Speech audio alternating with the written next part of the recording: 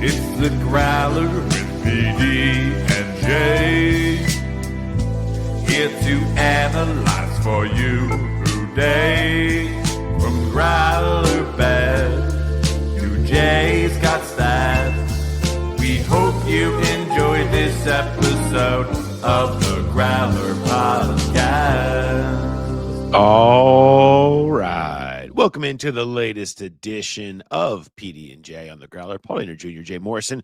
Excited to be with you here on a Tuesday. One game down, week 2 home opener against the Jags in front of us. Jay, how we doing? Doing great. Looking forward to getting going this week. Let's do it.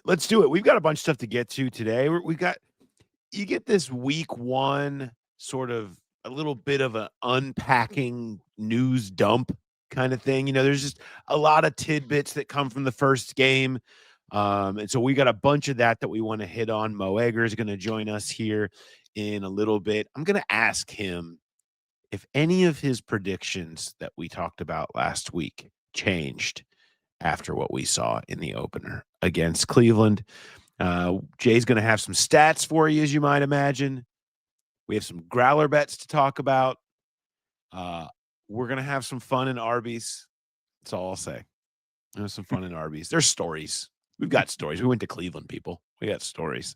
So all that coming your way on today's show. If you haven't had a chance, highly recommend the debut of the new rewatch show with myself and Charlie.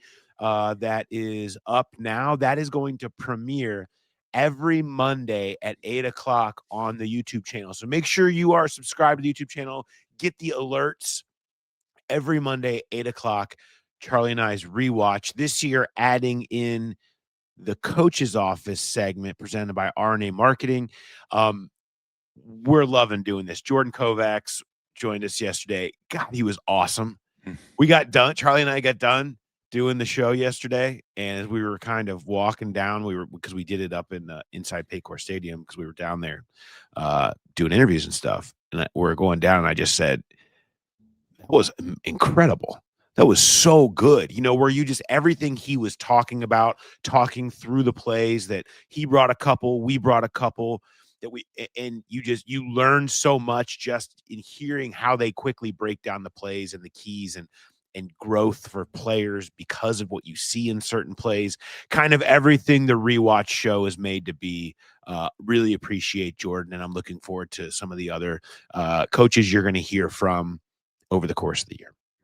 Yeah, it's a great idea, and it's great of those guys to do this. I mean, that they are busy. You guys, I don't think a lot of regular fans understand how much time these guys put in, and for them to carve out a half hour, 35 minutes, I think that show was for something like this is 10 minutes for 10 minutes. Yeah, we make it as easy as we can. Yeah. Like, look, here it is. 10 minutes of your time, please. Just sit in front of your computer and let us run some plays through for you. So we try to make it the easiest lift possible for them. Yeah. And it's great that they do it. Yeah, it really is. But great stuff. Check out that show. Make sure you're getting the alerts on the YouTube page. It's also in the regular audio feed if you're an audio person. Some of it is play-based, but a lot of still what we're doing there, you can still listen to on your commute and everything else, just like any other show. But I highly recommend the YouTube version to get the full experience. Okay, on that note, don't forget, Sunday, 10 o'clock, we will have our live show, our first game live show of the season down at BetMGM in Tom's Watch Bar. I got my parlay boost, exclusive parlay boost you can only get in person during our live show. I'm doing the Burrow bounce back parlay boost. The Burrow bounce back boost. 3 B's, Jay. I did it. I mean, let's go there, right? Over yardage. Yep. Over passing touchdowns, over rushing yards. Just count on the Burrow game that won't look like the last one. If we know anything about the history of him and what's happened from week 1 on, that sounds like one that you can count on. You can get extra juice on that just by coming to our live show and doing a bet there at the window. So we hope to see you down there at BetMGM. Tom's Watch Bar will be giving away 2 tickets to Bengals-Lions. And so we'll have some fun finding a way to give those away. And, you know, these live shows, we just love to do all kinds of giveaways and kind of throw a little bit of a party down there. So come on down between 10:45, hit us on the way down to your tailgate, and we're going to have a great time. Drink specials, all that stuff going on. Your boost last week, the Bengals boost was a 40% boost. Now it didn't hit. Paul can't help that, how the Bengals play, but a 40% boost on a parlay is a great opportunity. So if you guys come down, you want to spend a little on that. I'm sure the Burrow, I don't even care what the Burrow props are. Taking the over on that guy bouncing back feels like a pretty good, fun way to spend some money. Yeah, a line I've used around here for a while now, pretty much ever since midway through 2021, was I'm just never betting against Joe Burrow. Yeah. And betting with words I say or betting with the money that you use. That's where I'm at this week. So come on down. Hope to see you guys there. Okay, let's tap into a little bit of news. Lucas Patrick's injury. He's going to miss, quote, a couple of weeks. Didn't get several. Yeah. That was key designation. Zach, felt like a good opportunity for him to several us on that one. So we don't know 2, 4, who will know. The thing is, this is an IR decision. Probably. I mean, when he said there's some decisions to make there, it's going to be decide, are they going to put him on IR for the roster spot and give up 4 weeks?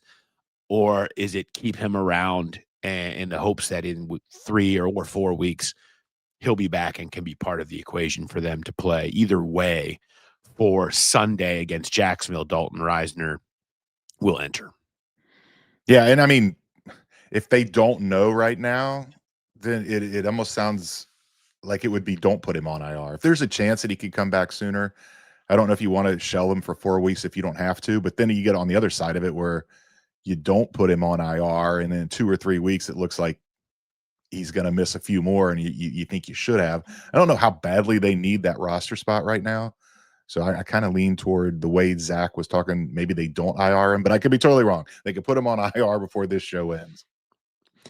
Yeah, they're relatively healthy on their entire roster, and you have these elevations on your practice squad that you can use to supplement. So perhaps we see some of that, but those decisions to come soon enough. Probably depends on how bad the calf injury is, but we know about calves, Jay. We have done extensive research on how calf injuries work and the projected return. A couple of weeks is usually it. Of course, the older, the longer it takes to get back. But you know what those are, Jay? They're tricky. They are tricky. Unpredictable. Calf injuries are always tricky and unpredictable. And when you try to come back too soon is when things happen. Bengals fans know all too well. We talked to Al Golden yesterday. Did you have any Golden thoughts on the first Monday after game conversation that we've had with Al Golden? Yeah, it was interesting. I believe it was Patrick Brennan of the Inquirer asked him about, they kind of sat there and took all the slings and arrows and didn't show anything in the preseason, and it didn't look good. And he asked him if there was any vindication, going out and having that kind of, even though it's the Browns, to play, for the defense to play that way. And Al said no, that it's one game. Nobody came here as a free agent, as a draft pick, as a coach, as defensive coordinator to win one game. And they are on to the next one already, on to Jacksonville, and building on that performance. Would have been easy on a Monday to take a little bit of a victory lap and say, I told you guys so, that this was going to look different, but he didn't do that. And the other thing that I thought was really interesting is when he talked about the cornerback rotation, and, we saw Fig Newton start, and then DJ Turner ends up playing more reps. And Al Golden said that I've always kind of had a philosophy that the guys that practice best start and the guys that play best finish. And he said that's not necessarily the case here, because this was more about DJ Turner getting that injury right before, as they're ramping up for the opener. It was just bad timing. But I thought it was interesting because DJ Turner did end up playing more. And I didn't think, and before the interception, I didn't think he played that well. He kind of struggled early in that game. So the fact that he outsnapped Fig would lead you to believe that maybe we're going to see a lot more of him, that he played better. And the reason he wasn't on the field for the start of the game is just because of the injury. And that looks to be behind him. I don't think he didn't go into a big critique on Cam Taylor-Britt, other than to say he's very self-aware. basically saying he knows he wasn't good. He told me he wasn't good and it won't happen again. But the old Marvin line, you see better than you hear.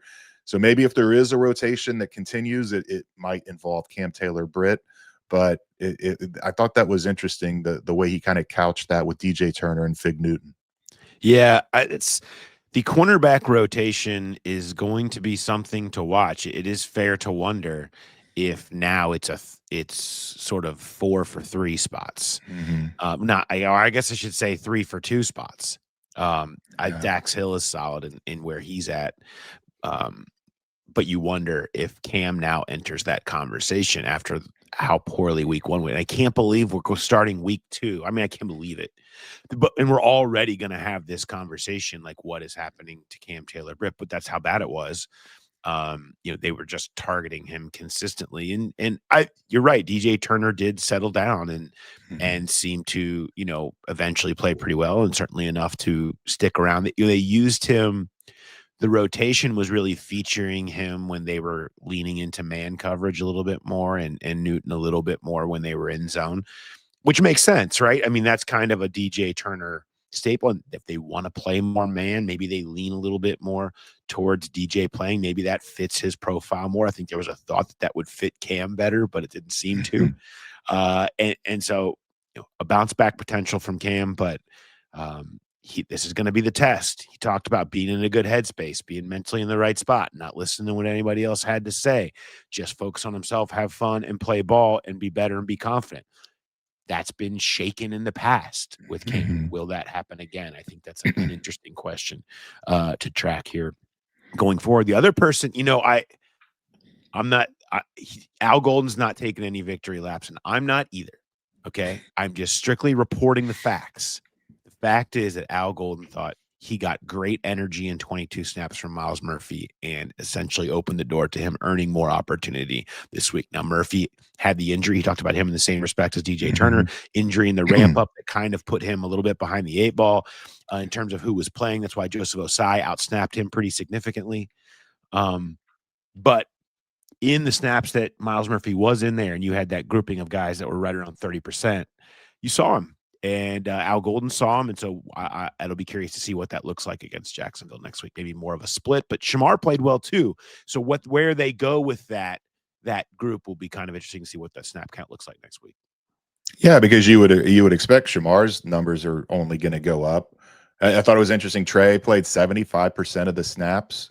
I mean, he played fewer than that in more than half the games. 9 of the games last year, he played fewer than 75% of the snaps, and here he's coming in after just a couple practices, and he played that much. And Al did say that he didn't think it was going to be that way, but it had to be that way. They probably don't win that game if they don't get that much out of Trey Hendrickson.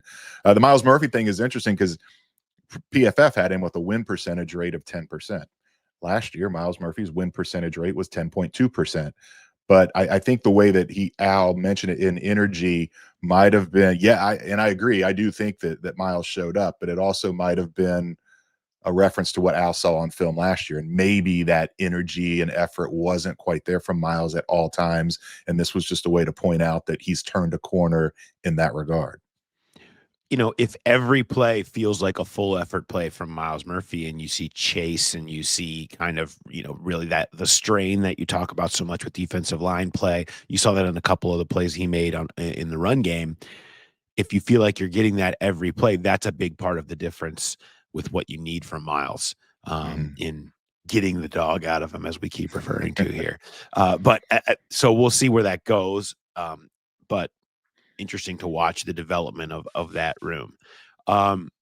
Along those lines, it's time for our Camargo Insurance Run, Pass, or Boot of the week. Now, of course, Run, Pass, or Boot presented by Josh, our good friend at Camargo Insurance. There he is in the robe, the RPB robe. We saw Josh at the live show. It was great seeing Josh. He was down there. We need to get an actual RPB robe for him to wear when he comes down to our live shows. He was passing around the season schedules, where you can get all the information, including a link to the growlerpodcast.com and then a link to get the free tickets that he's giving away. If you have an RPB, though, and you want us to read your question, you need to send it to Josh at CamargoInsurance.com. You can also include us, the Growler Podcast, at gmail.com. In that, when you work with Josh at Camargo, it's true concierge experience. There's no fluff or run around. It's one-on-one help from somebody who gets it. He works with some of the best carriers in the industry, so he can find you the perfect coverage for home, auto, business, or life insurance needs. He's just such a good dude. He's giving back to the Growl Pals, giving away 2 tickets to Bengals-Ravens. So all you got to do is request a free, no obligation quote. No policy purchase is necessary or anything like that to enter to win. And when you're entered for a chance to win, you can win some seats and also make sure, look, your coverage actually makes sense. So a link to enter is found in the episode notes, and you can also find it at the QR code on the growlerpodcast.com website. It's everywhere.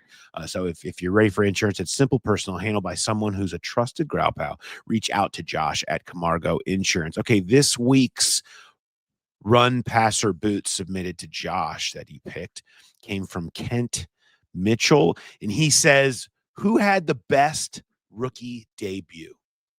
Who had the best rookie debut? Shamar Stewart, Demetrius Knight, or Dylan Fairchild? Who had the best rookie debut? I'm going to run with Demetrius. I mean, I was really impressed with the way Shamar played, but Demetrius Knight tied the Bengals record for most tackles in a debut, at least going back to 1970. He looked like he belonged, and he did struggle in some of those preseason games, and he just came out of the gate hot. I think you pointed out 6 tackles on that opening drive. Yeah. He had 10 for the game. He played confident. He was physical. I mean, he wasn't just making tackles. He was planting guys. I thought he played really, really well, and Shamar did too. But we got to rank them. So I'm going to run with Demetrius. I'll pass on Shamar, and I'll boot Dylan Fairchild. He didn't play bad, but it wasn't, I think, what people are expecting to see throughout the season. That's a tough Browns defensive line, and Dylan held up okay, but I think there's room for growth there. Demetrius is the easy pick for me. Yeah, I mean, there were moments for Dylan, but you would expect, again, when we talked about rookies at guard and the history there, it's very hard to put together great seasons, much less great openers when they're trying to exploit you with Myles Garrett on stunts and you're getting hit. That was just certainly a tough assignment. And Joe took the brunt of a couple of those, but he did fine. But yeah, I would boot him because Shamar and Demetrius played really well. I'm kind of with you. I think it's hard not to look at what Demetrius did in making tackles, in his approach in the run game, some of the physicality and the tenacity I think that you hope to get out of that position. Great stuff from him on the rewatch show yesterday, talking about spotting tells and signals and how that kind of played out and anticipating stuff. You really saw that. And I think, for a guy in his first game, good stuff. Again, Shamar really good, and you noticed him, and he certainly shows up. But I'm running with Demetrius as well. Great question. Remember, if you want to win Bengals-Ravens tickets, the giveaway form is at the QR code at thegrowlerpodcast.com. It's in the show notes. It takes 2 minutes. No obligation quote. No policy purchase necessary. You'll then have a chance to see Burrow versus Lamar. It's great odds. Do it today. And it is now that time where we bring in our friend and yours from ESPN 1530, Mo Egger. Mo, what's up, buddy? How we doing, fellas? Doing good. Great. Doing good. Week 1 win. If I would have told you before Sunday happened at 12:58 p.m. on Sunday, the Bengals will win this game, you'd have said, what? Let's go. Sign me up. And chances are it's going to be somewhat ugly, right? Now, is it going to be 113 passing yards from Joe Burrow ugly? Is it going to be escape because the other team's kicker, who needs a vowel in his last name, can't make a boot? I mean, maybe not, but that's the thing. I think we all anticipated some degree of just muckiness. It's the Browns. They have a veteran quarterback. They have Myles Garrett. It is week 1. it always struck me as very unlikely that the Bengals were going to go from this team that in week one really just looks clunky to a team that, wins 42-3 and just looks like the greatest football team of all time. And so I know there's lots of issues to talk about, but winning is hard, and winning in week one here has been rare. So, somebody said to me right after the game, I was at a station appearance, and they're like, you can't be happy with that. And I'm like, with what? They scored one more point than the other team. Yes, I'm happy with that. Sign me up. Now, we'll take our cues from Zach Taylor. I'm sure Zach Taylor didn't go, you know what, I'm not even going to watch the film. In fact, guys, practice is canceled till Thursday. No, he's got a lot on his plate. They have a lot to figure out specifically as it relates to playing the Cleveland Browns. But I was, on Sunday afternoon, elated with the victory.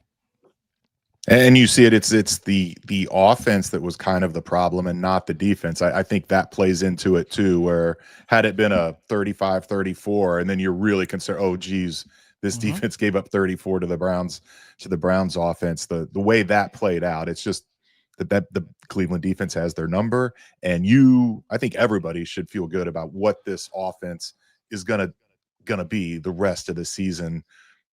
I get somewhat the angst and hand wringing from the fan base, but sure. I think most of them should be in the same camp as you, where a win is a win, put it behind you and enjoy it, move on.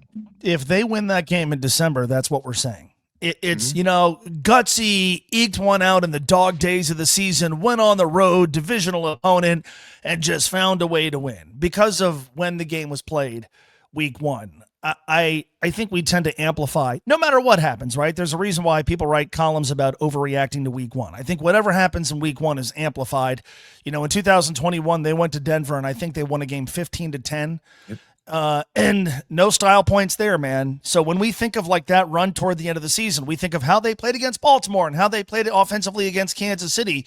Kind of forget like the win that kind of got the season back on track was this real ugly sort of, just figure it out on the road victory against, if I remember correctly, a backup quarterback.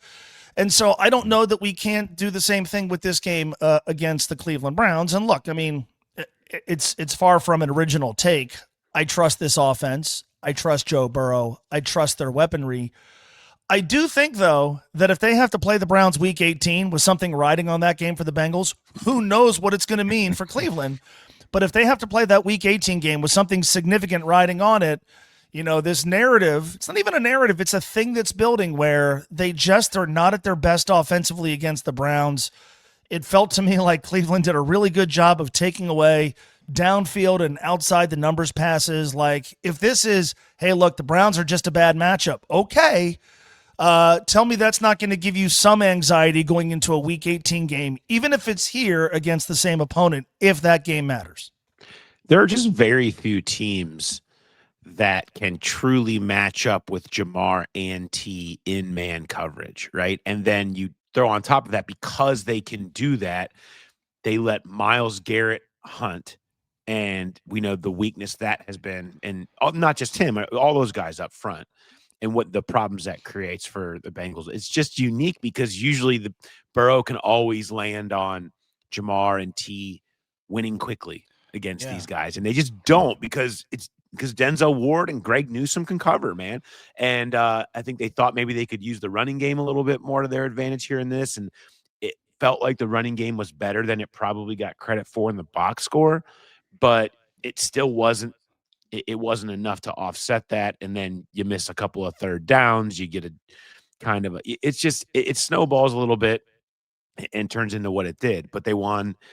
And that's what matters. I want to kind of piggyback on that sentiment a little bit. What was the strongest emotion for you?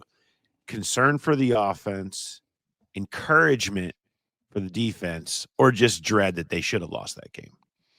During the game itself?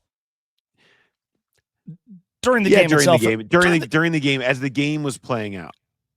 So as the game was playing out, it was dread. Last week I was speeding down I-74, and I was speeding, man. Like, just I was in a rush, and I'm booking it pretty good. I'm in the left-hand lane, and I'm just rifling through people. And then there's a cop car. And I just had that like resigned feeling, like it wasn't even that I'm going to get pulled over. It's how do I get the guy to write me the ticket quickly because I'm in a hurry. Okay. And I'm doing that thing. I'm looking at my rear view mirror and instantly like he pulls out and it's like, uh-oh. So I start to get over to the right-hand lane because I'm going to have to pull over. Right. I'm caught. Like there's no, hey officer, I am caught. So here he comes. Right. And then here come the lights and I'm thinking, okay, like haven't had a ticket since 2008, deserved it. And then it's like, holy crap, wait a minute. He's not getting over into my lane. He's passing me. Like he's going to something. And there's that like sense of, oh man, boy, I dodged a bullet there. Thank you. I'll never speed again. That's how I felt on Sunday. Yes. That's how I felt on Sunday. Like, oh man. Okay. Woo, boy. Thank God this Andre Schmidt guy can't make a kick. Thankfully, BJ Hill. And honestly, like that's part of it. I said to you guys last week, I wonder can the defense make a play when it has to with the game hanging in the balance? You could say all you want about the quality of the opposition, but they did. They forced a kick from a guy who needs a foul. So I felt that sense of, man, probably got away with one there. Okay. But to me, more than anything, if you're going to have a special season, sometimes you got to get lucky. And God knows the Bengals in their history and certainly in recent history have had their moments where it just has felt like luck has gone against them. Maybe luck won't be on their side the next time they play a game like that. Maybe luck won't be on their side as it relates to close games. But for a week it was. And so I took, I guess, two approaches. Above and beyond just wondering, why did the Browns have their number with their defense? Number one, defensive improvement had to start somewhere. The NFL gave him a week 1 game against the Browns. That's a good place to start. The overall performance was encouraging. You were talking about Demetrius Knight before you had me on. Shamar Stewart certainly looked like he belonged. I was thrilled for DJ Turner because it felt like he had an up and down camp. The safety play, Jordan Battle had his moments where you kind of went like, oh boy, we're doing this, aren't we? But, he makes a huge play. The defensive improvement, Dax Hill played a good game. Defensive improvement had to start somewhere. Why not week 1? And then number 2, like sometimes you get lucky. And oftentimes if your team has a special season, I don't care what sport it is, not every game is a blowout. Not every game is, boy, we played perfect. Not every game is, man, we dominated them from the opening kickoff. Sometimes you need the other team to be complicit in their own demise. Sometimes you need luck. Sometimes you need a friendly whistle or a friendly flag. Bengals benefited from that. It's okay to say that. And by the end of the season, if they end up having the sort of year that genuinely puts them in the championship conversation, they're going to have to win games in a variety of ways. One of those ways played itself out on Sunday. As someone who occasionally speeds, I am curious, have you sped since? Oh, yeah. Yeah. See, you got to have a short memory. You got to put it behind you. You got to move just like the Bengals. This was blatant. I mean, like, because nobody else is going even the speed limit. It was like everybody's out for a Sunday drive, and I'm like booking it. I'm like, thank God. I hope this guy wasn't going to like a real emergency. I hope this guy was just like, you know what, I'm going to put my lights on and go to lunch. I don't know, but we've all had that feeling like, oh boy, he's got me. Like Yes. you don't see him, and you see him too late. It's like, I'm caught. Okay, and that's I legitimately was like, and so when Andre Schmidt charges out onto the field, I'm like, crap, they're going to lose to the Browns. They're going to lose this game again.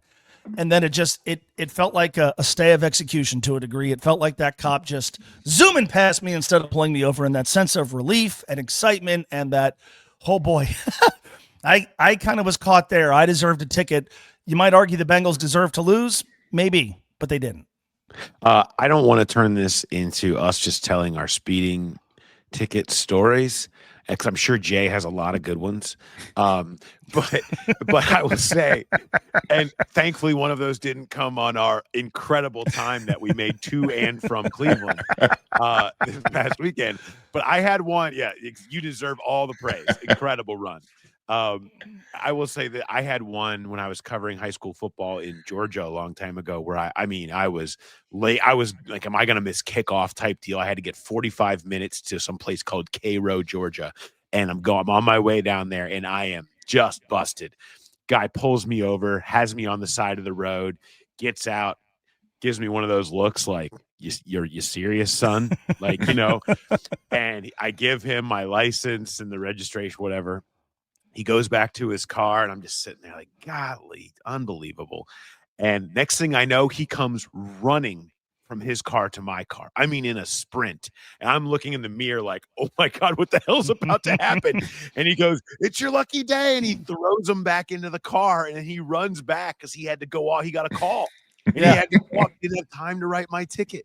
And I'm thinking, it really is my lucky day. That might be closer to what the Bengals survived on Sunday, because I think it was even that much closer to taking a pretty horrendous L there. But Jay, I don't. If you have a good one, feel free to share. But because I know you have a lot to choose from, probably. I have too many to pick from right now. Maybe another time. There are several. Yes. Any concern level with the offense at all for you, Mo? I mean, I know it's easy to just broad brush it and be like, this happens all the time. The offense is always fine. Look at all the stars. It's Burrow. Do we really think it's going to look like this? I think that's a pretty easy thing to rationalize. Was there any bit, though, of Sunday that had you questioning? It was interesting to me that in the first drive of the game, they're like, here's Chase Brown, stop him. And they did. After that first drive, they bottled him up pretty good. Right. So I'm thinking, okay, Chase is cooking. They're going to score running the ball almost exclusively. And then Cleveland's reaction is going to be crap. Now we've got to slow down their running game, which means then Joe and the offense are going to open up. And that didn't happen. I think you naturally think if teams slow down the Bengals on the ground, then they're going to get going throwing the football. And that didn't happen. It was striking to me just watching the game. And perhaps you guys have charted this, I don't know, but at one point it felt like, until they threw a pass to T. Higgins on the left sideline, that every completion was inside the hash marks. Like it looked like play it safe, Iowa Hawkeyes football. We can't take chances downfield. I don't know how troubling that is, but it certainly made an impression. Tony Pike and I were texting about that. I'm like, the team that has Joe Burrow, Jamar Chase, and T. Higgins can't throw the ball outside the numbers? Like, not can't, but basically won't. But no, they're going to be offensively, they're going to be fine. I felt bad because I even took a little bit of a shot at him on Twitter that was kind of undeserved. They had the sequence with 3 consecutive sacks, which I thought obscured what was a pretty decent game from the offensive line and pass protection. And so if I can get what they got for most of the afternoon, like to me, that's the part of the game that I don't think a lot of people are talking about. If I can get that level of pass protection that they got for nearly every drive, but that, I guess, last one or second to last one, then the rest of the stuff will figure itself out. Now, ask me in two or 3 weeks if the performances continue to kind of evoke memories of week 1. But no, I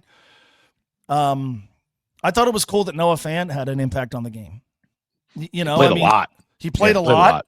He played a ton. And, we all know there was a segment of the fan base that was like, why do you need him? He doesn't play guard. And it's like, oh, you should be looking to get better at every position. And I know that's a topic we talked about. But I like the fact that acquisition sort of was vindicated by how they used him, how productive he was. He caught a touchdown pass. So I thought that was cool. But no, this offense, again, ask me in 2 or 3 weeks, I will view Monday as combination of outlier performance, week 1 jankiness, and the Cleveland Browns. But again, if they're 10-7 and playing for a division title or something, or 10-6 playing for a division title that last game, I will assume the Browns are going to be motivated to screw it up for them if they're not a playoff team, and I don't think any of us expect them to be.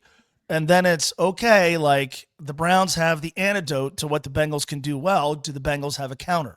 And if the answer is no, that could be a pretty rough afternoon. We'll see. That's a long time from now.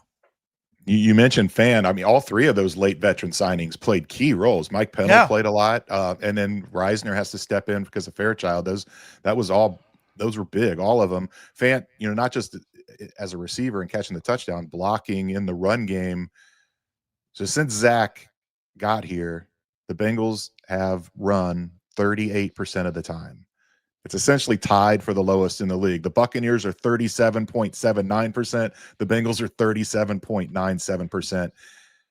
They didn't run the ball very well, but they ran it 21 times. I thought that was interesting, because a lot of times they will abandon it even when they're trying to run it and it's not working, they'll just abandon it. So to get 21 runs on a day when it's not working well, I don't know if that's a new philosophy for Zach or if that's more related to fear of dropping Joe Burrow back more and more against Myles Garrett. But I thought that stood out, the kind of the commitment to the run, even when it wasn't great.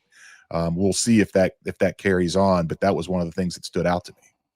I think all of it comes back to one thing: make everything about week one feel different, from the camp to the preseason. We talked a lot about in the run up. It was a conservative approach to how to play this game. They wanted to play it where they were going to stop the run and force Joe Flacco to throw the ball.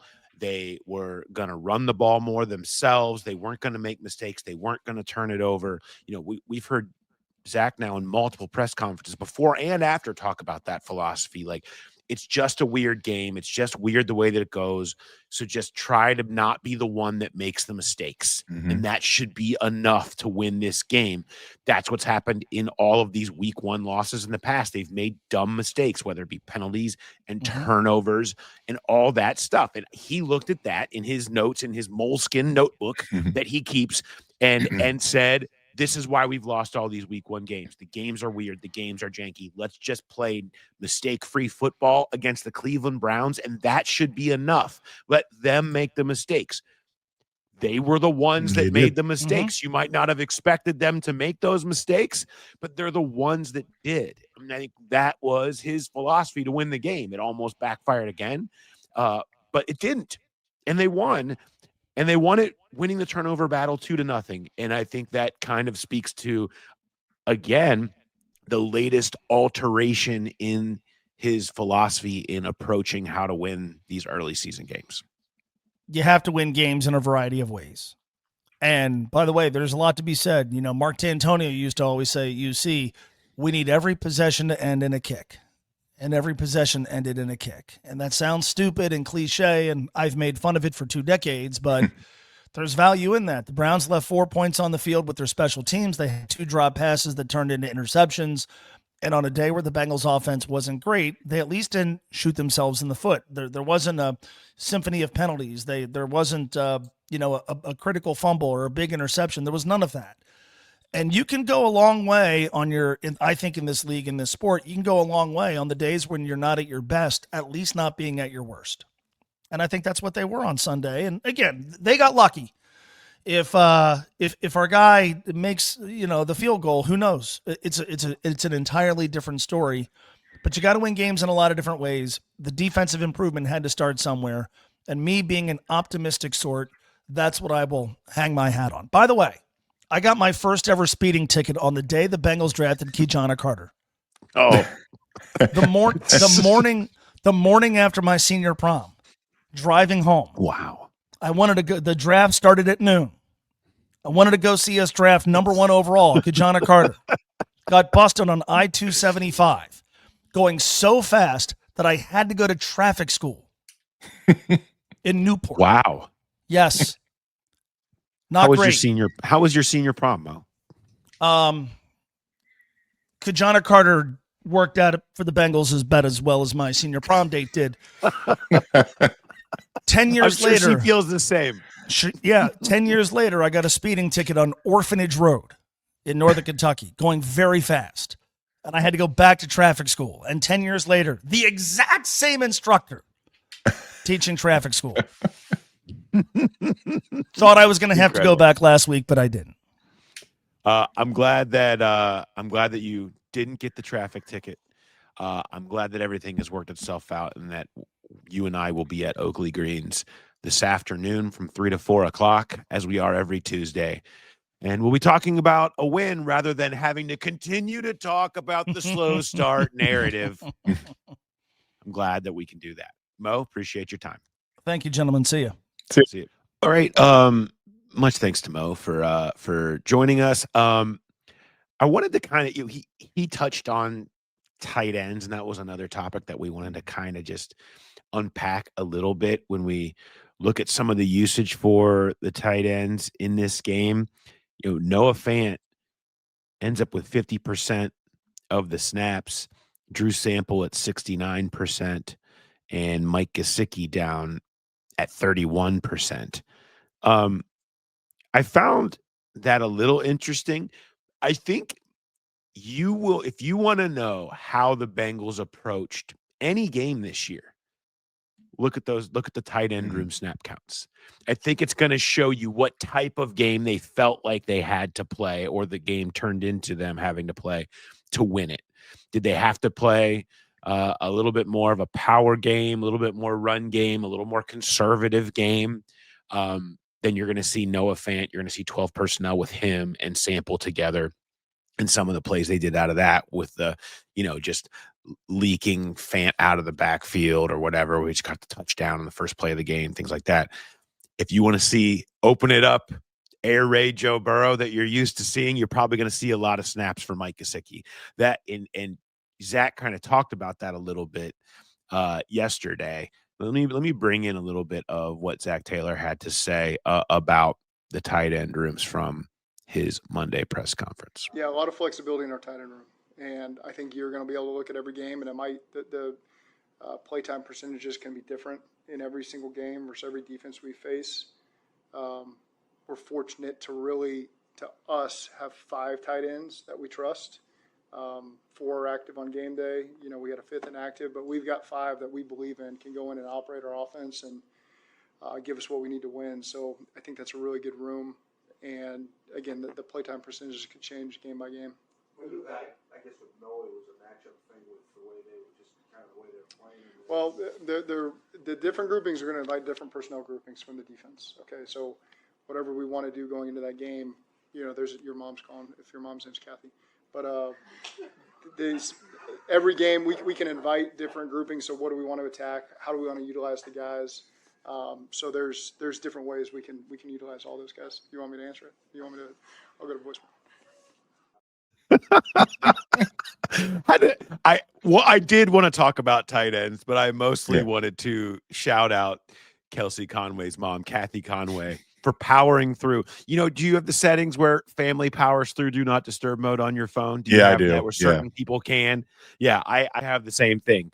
And so it was Kathy Conway powering through the do not disturb mode on Kelsey's phone, which was recording Zach's press conference. Really, I think an answer would have been great. I really thought he'd pick the phone up and decide to have a little conversation with Kelsey's mom. Yeah, I think he's thought about that. I think he's seen other press conferences. He's like, oh, I hope someone calls during one of my press conferences. And I think he wanted to answer it, but he wanted to finish his answer. And then I don't know if she hung up or just ran out of rings, but that would have been great. He put her on speaker. Kelsey would have been mortified. I think she was still mortified, but fun moment in the presser. It was fun. And I will say this, you talk about, he said inviting other personnel packages. Yep. That was interesting. It's not necessarily what are the Bengals trying to accomplish with their tight ends being on the field, Gesicki versus Fant, I guess, in particular in this case. It's more of what defenders are they trying to get onto the field to get you into base? Like, will putting Fant on in 12 get you into base defense and bring the other linebacker out there that they can exploit? If that happens, you're going to see them playing Noah Fant. If you play, your nickel or whatever to Gesicki, or who knows, dime if you've got Gesicki out there, whatever it is that you're choosing to do against them, how they treat them, it determines which chapters in the playbook that they can go to. So whatever you decide you're going to do in a lot of ways will determine where they go next. And that's why I think they really love how diverse their tight end room is, because it can determine different ways that they can decide to beat you. Yeah, and the variable is kind of what you touched on, where not just how they want to play the game, but how the game plays out, because the Bengals defense is going to have a big say in this, where if they're just getting lit up like they did in some games last year, maybe they won a lot of Noah Fant and a lot of 12, and they just can't do it because they're finding themselves in a shootout. So it is a nice luxury to have, to know you can pivot at any point and kind of change the direction you want to go with that. But I thought it was notable that Noah Fant has not been here that long, and he plays a big role in the opener along with the other guys they brought in. And we talked about a lot where he's kind of moving a little bit into that Eric All role, and it'll be interesting to see week 2 against Jacksonville, even beyond that, how that plays out. Let's talk about how things are. You got any stats for me, Jay? I do have some stats. We talked a lot about how bad the numbers were for Joe Burrow, 113 fewest passing yards in a win. You would expect him to bounce back. I was curious, Jamar, we don't see those kind of numbers for him very often at all. 26 yards. It was tied for the 4th lowest of his career. Technically, it was the 2nd lowest, because those 2 of the other ones that were in that realm, 19 yards against Cleveland in the 2022 finale, or the 23 finale, when he only played 43% of the snaps. That game just didn't mean anything. The 21 finale, when all they did was play him 5 snaps to get him the franchise record, 26 yards in that game, got the record, pulled him out. The worst game of his career, 3 yards, the game Mo referenced in Denver in 2021, that 15-10 win, 3 yards receiving in that game.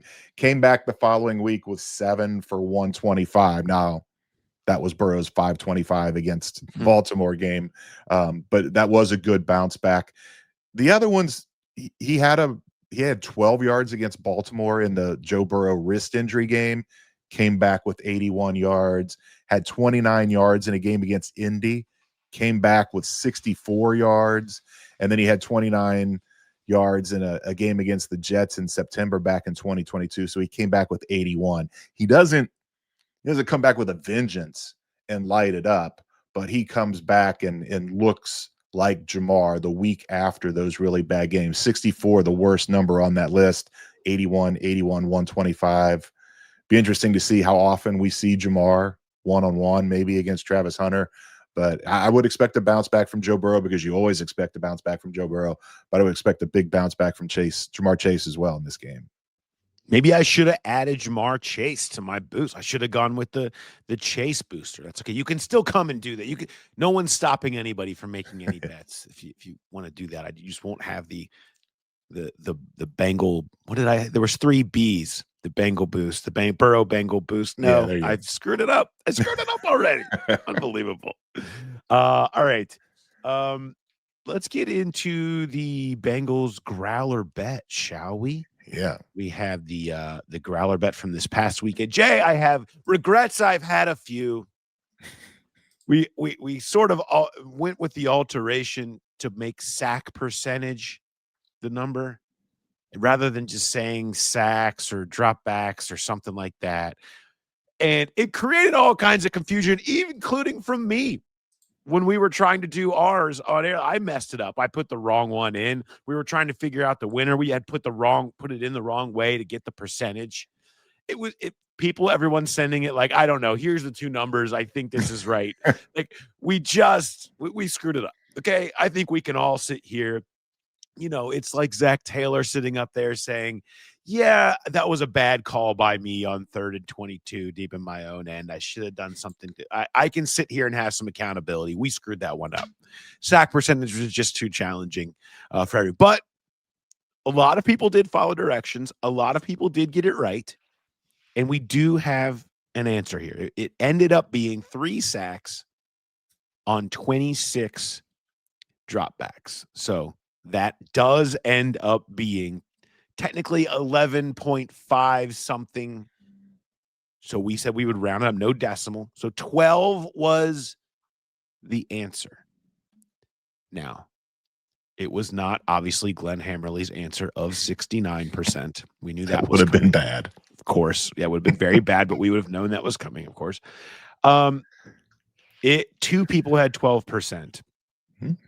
Nick Kessel and Dan Bunky both had 12%. Dan had 36 dropbacks.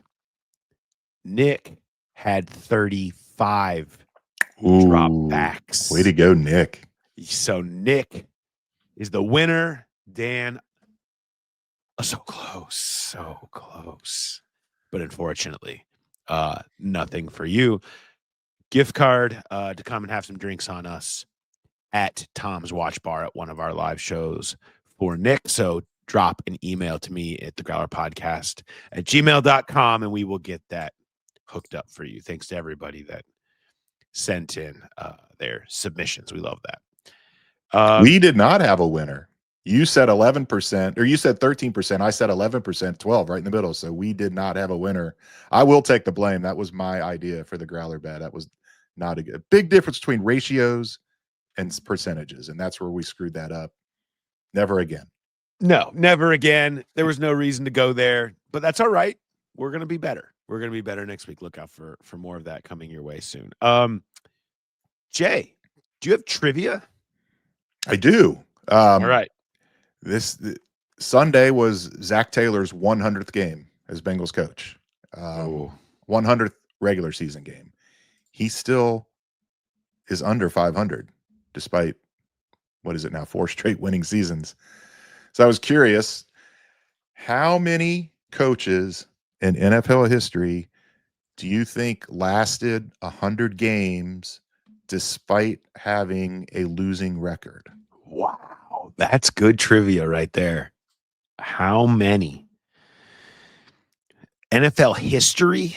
Yes. Well, Super Bowl era. Super Bowl era. See, there was more patience back in the day. Yes. So I'd be willing to say, I would be curious how many of these have happened in the last decade or two, because I think that's probably much less recently. But I'll say 17. Almost twice as many. 32 have done it. Wow. Norv Turner at the top of the list with 237 games coached and a 483 winning percentage.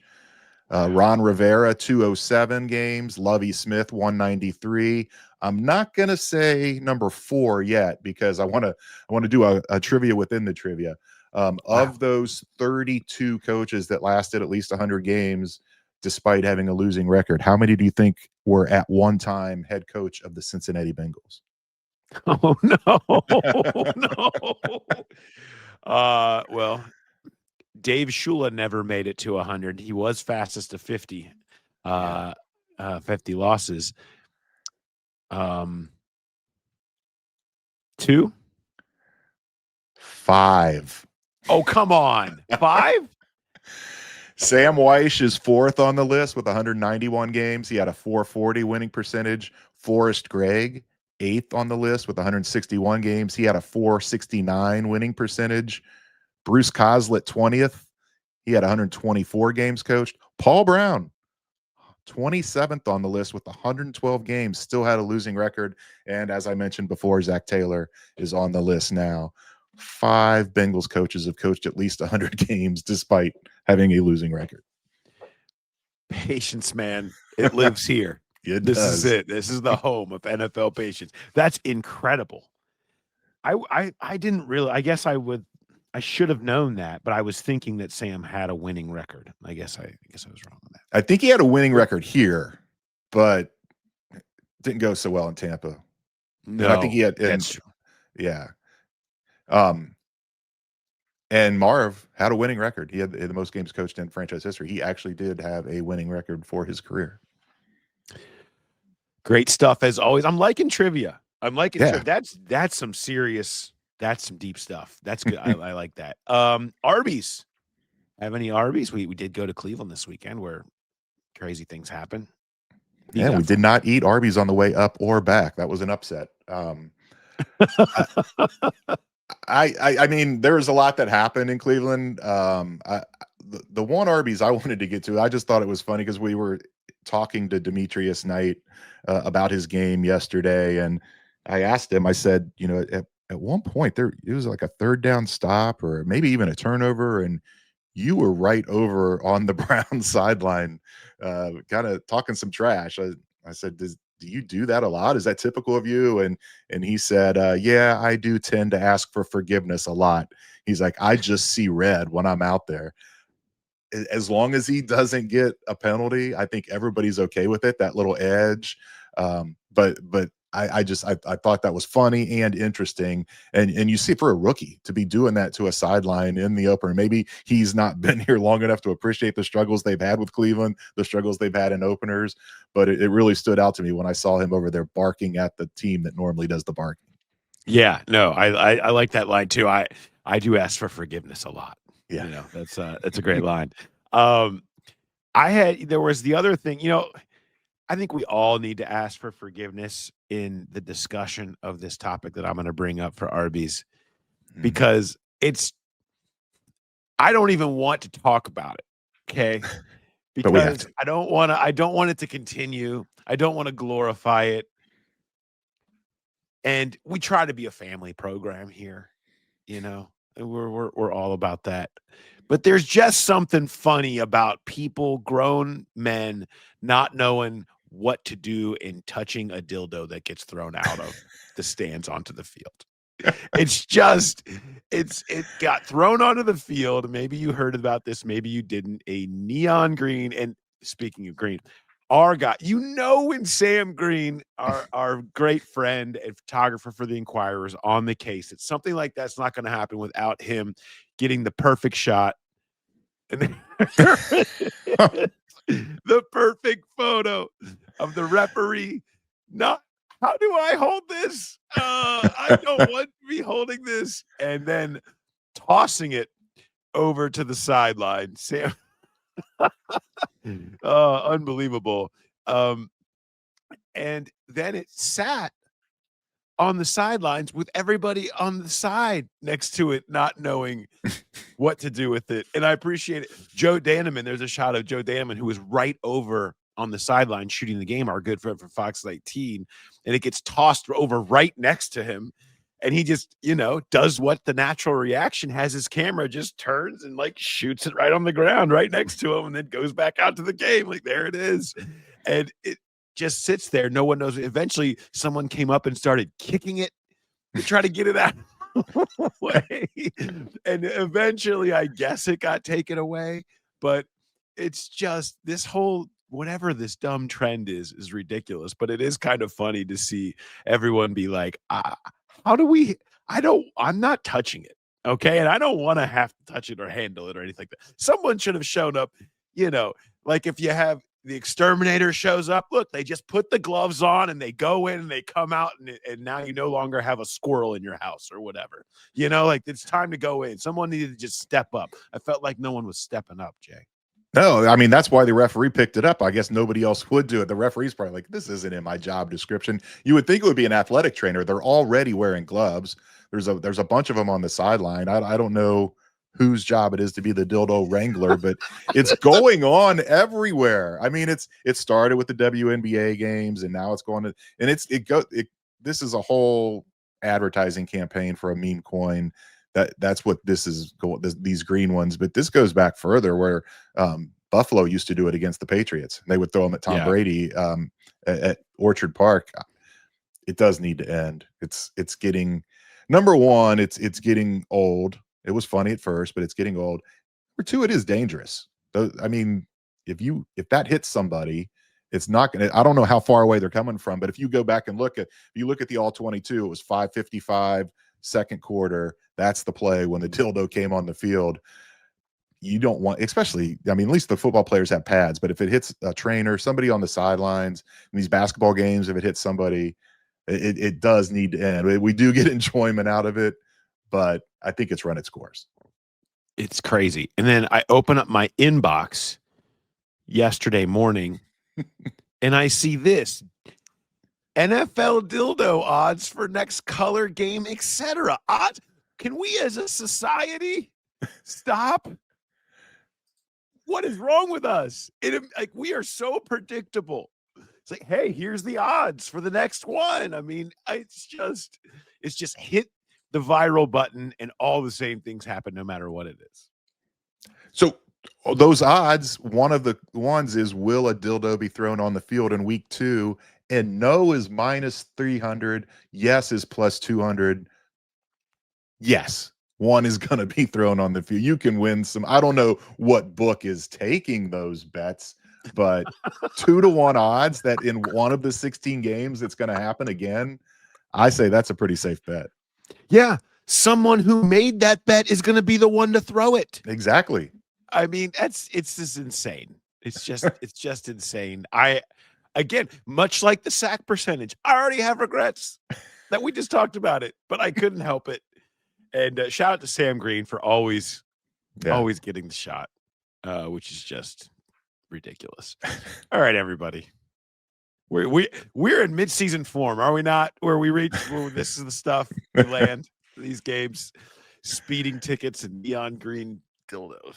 Oh my God! All right, we will be at BetMGM, and I don't think they are going to take those odds there, but you can get plenty of other bets can be made. You can win tickets to the Bengals-Lions game. Hang out with us from 10 to 10:45 at BetMGM, Tom's Watch Bar, before the game on Sunday. Get a real boost to one of your bets that is a good one, not one that's going to be totally fabricated and questionable at best. You don't want to be there you got to tell your buddies, be like, what bets did you do for this game? Your standard neon green dildo bet. It's a lot. You don't want to tell them that that's what you did. Bet on the Burrow bounce back. All right. On that note, we will talk to you next time. Have a good one, everybody.